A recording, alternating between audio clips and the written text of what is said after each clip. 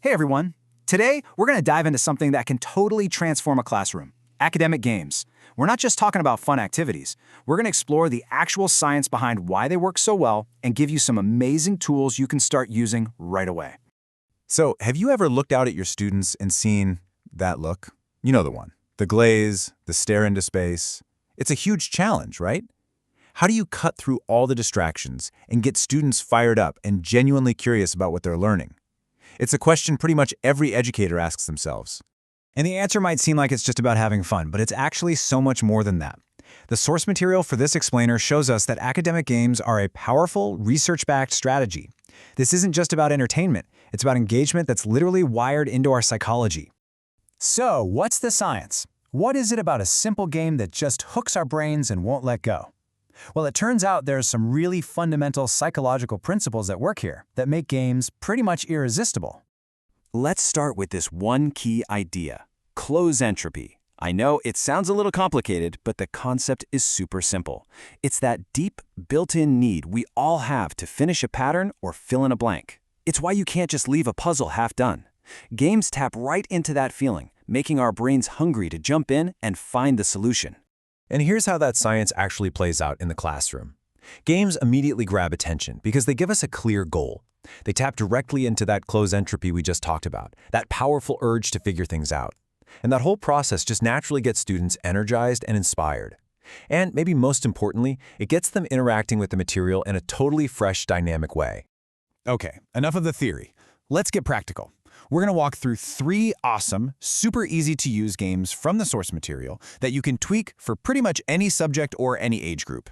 First up is a classic that you might even recognize. It's called What is the Question? This is just a brilliant way to review key facts and ideas, and it turns basic recall into a really fun, team-based challenge. The setup couldn't be easier. You make a grid, a team picks a square, say, US presidents for 300, and you reveal the answer. But here's the twist.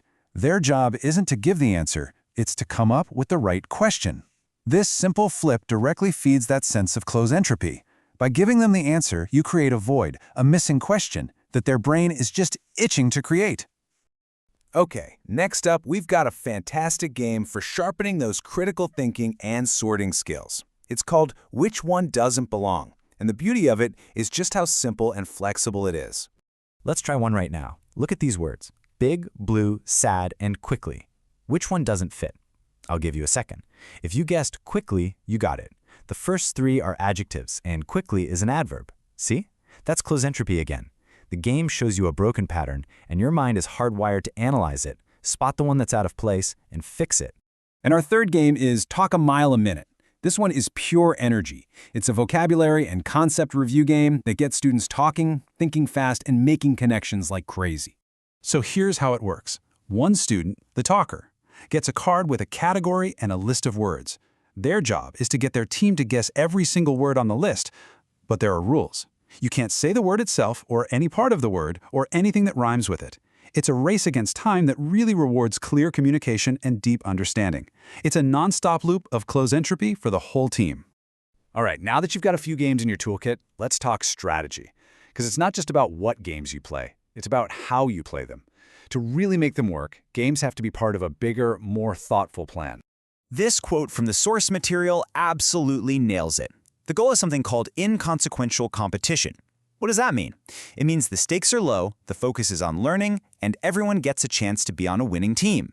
Switching up the groups all the time is key. It makes sure everyone is included and working with new people. This is really where the art of teaching comes into play. Keeping the competition low stakes is number 1.